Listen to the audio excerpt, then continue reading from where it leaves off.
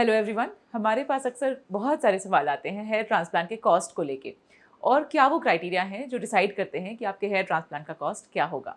इस वीडियो में मैं आपको कुछ ऐसे क्राइटेरिया बताऊंगी जिसकी बेसिस पे हम डिसाइड करते हैं कि एक प्रोसीजर की कॉस्ट क्या होनी चाहिए। मैं डॉक्टर शिल्पी बिदानी हूँ, मैं एक प्लास्टिक सर्जन हूँ और SB एस्थेटिक्स गुरुग्राम में प्रैक्टिस करती हूँ। हमने डिग्री ऑफ बॉल्डनेस वैसे तो डिस्कस किया है और एक वीडियो में, और आपको उसका लिंक डिस्क्रिप्शन बॉक्स में मिल जाएगा। तो पहला जो इंपॉर्टेंट फैक्टर है जिससे कि कॉस्ट डिसाइड होता है वो है नंबर ऑफ ग्राफ्ट्स, या फिर हम एक तरह से बात करें तो वो है डिग्री ऑफ बॉल्डनेस। अगर आपके सिर्फ आगे का हिस्सा बॉल्ड है या आप सिर्फ हेयर लाइन रिकंस्ट्रक्शन कराना चाह रहे हैं तो ऑब्वियसली उसमें नंबर ऑफ ग्राफ्ट्स की रिक्वायरमेंट कम होगी। लेकिन अगर मान लीजिए कि पूरा फ्रंटल एरिया करना है या फिर बिल्कुल ही बॉल्ड है और हम फ्रंट से बैक तक का कवरेज चाह रहे हैं तो ऑब्वियसली वो एक सेशन में पॉसिबल नहीं है और उसके लिए मल्टीपल सेशंस लग सकते हैं। ये डिपेंड करता है कि आपकी हेल्थ कंडीशन कैसी है और हम कितने स्टेजेस में वो चीज़ अचीव कर सकते हैं, प्लस डोनर एरिया कैसा है। तो इसमें जो दूसरा इंपॉर्टेंट पॉइंट आता है वो ये है कि हम टेक्निक क्या यूज़ करेंगे। FUE की टेक्निक हमने डिस्कस की हुई है जिसमें कि हम सिंगल हेयर पिकआउट करते हैं या ग्राफ पिकआउट करते हैं। FUT का जो प्रोसेस है उसमें एक स्ट्रिप लेते हैं जिसको कि फिर हम बाद में हेयर सेपरेशन उससे करते हैं।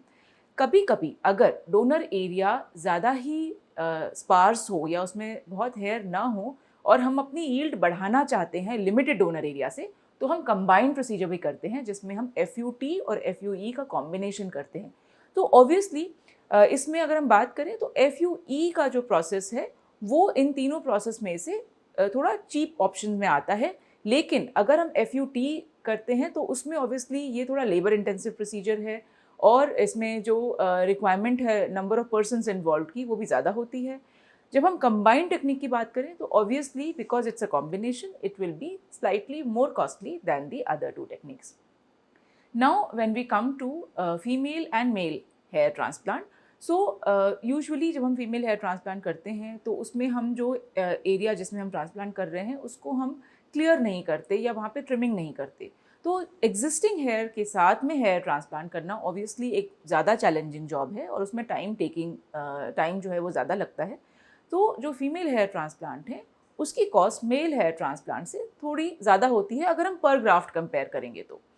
वहीं पे अगर हम कुछ ऐसे मेल से डील कर रहे हैं जिसमें कि वो चाहते हैं कि हम बीच बीच में हेयर लगाएं और हम ट्रिमिंग ना करें, तो obviously it's the same like doing a female hair transplant. So where we are doing it without clearing the existing hair, definitely it will be slightly more costly affair than when we are doing a complete clearing of the recipient area और वहाँ पे फिर हम अगर graft लगाते हैं। तो जो फोर्थ पॉइंट है वो ये है कि वेदर आपका प्रोसीजर लोकल एनेस्थीसिया में हो रहा है या फिर आप लोकल एनेस्थीसिया में बिल्कुल कंफर्टेबल नहीं हैं और आप ये चाहते हैं कि आप ये प्रोसीजर सेडेशन में कराएं या एनेस्थीसिया के अंडर कराएं, तो ऑब्वियसली उसमें जो प्रिपरेशन है वो अलग है, उसमें एक एनेस्थेटिस्ट की भी रिक्वायरमेंट होती है। तो ऑब्वियसली इन दोनों जो प्रोसीजर्स का कॉस्ट है between local anaesthesia and IV sedation और जनरल एनेस्थीसिया वो डिफर करेगा और IV सेडेशन और जनरल एनेस्थीसिया ये ज़्यादा कॉस्टली अफेयर होगा। जो फिफ्थ और बहुत इंपॉर्टेंट पॉइंट है वो ये है कि किस फैसिलिटी में आप ऑपरेट करवा रहे हैं। बहुत सारे कंसर्निंग न्यूज़ हैं हेयर ट्रांसप्लांट को लेके। हेयर ट्रांसप्लांट में mishaps we have seen and we have read in the news also, and most of the times they have been done at a facility which is not accredited to carry out these procedures, and ये non authorised persons जो कि non doctors हैं उनके under में की गई है। So obviously safety becomes a very important concern, and whenever you are opting for a more safe procedure it will definitely carry its own costs. तो अगर ये एक प्रोसीजर बहुत सेफ है, अगर आप सेफ फैसिलिटी में करवा रहे हैं और अगर आप ऑथराइज डॉक्टर से करवा रहे हैं तो डेफिनेटली वो एक ज़्यादा एक्सपेंसिव अफेयर होगा versus getting it at maybe a salon और somewhere which are non accredited, and these places are not authorized to do hair transplants.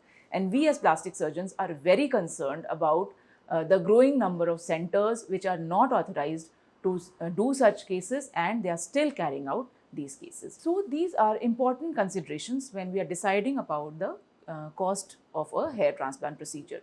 Make sure that the decision that you make is first and foremost safe and yields the result that you want in a safe manner. Good luck with your decision. I hope इस video से आपको hair transplant के cost के बारे में कुछ clarity मिली होगी। अगर आपको ये वीडियो पसंद आई तो आप प्लीज़ इसको लाइक और शेयर करें। Thank you for subscribing to SB trichology. We also have our Facebook and Instagram by the same name, which is SB Trichology. Do follow us on our other handles as well.